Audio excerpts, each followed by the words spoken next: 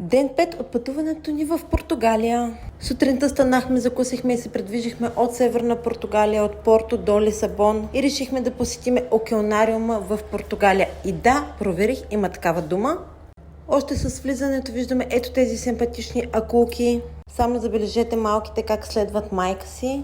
Накъдето и да мръднеше тя, те бяха след нея.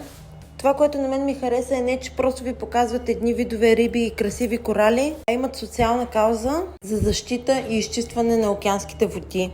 Самия океанариум има и обучителен институт и всъщност по време на нашето посещение имаше няколко групи с ученици.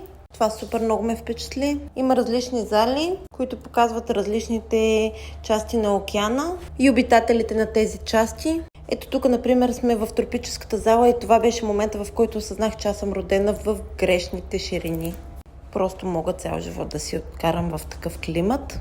Доста влажен, но и много топъл. Една мечта за мене. Ето отново препратка за това, че ние сме едно с океана и трябва да се научим да носим отговорност за нещата извън нас, ако искаме те да носят отговорност и да ни пазят. Продължаваме разходката си.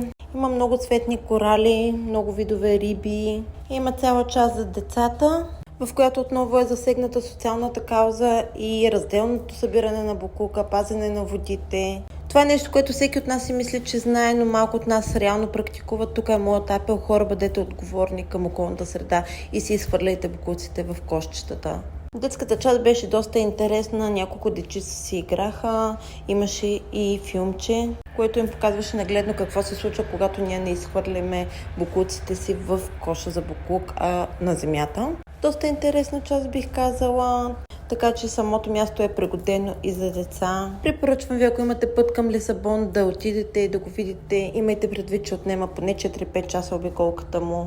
След като излезем от тази зала, обиколката приключва с едно кратко филмче, едни огромни панели.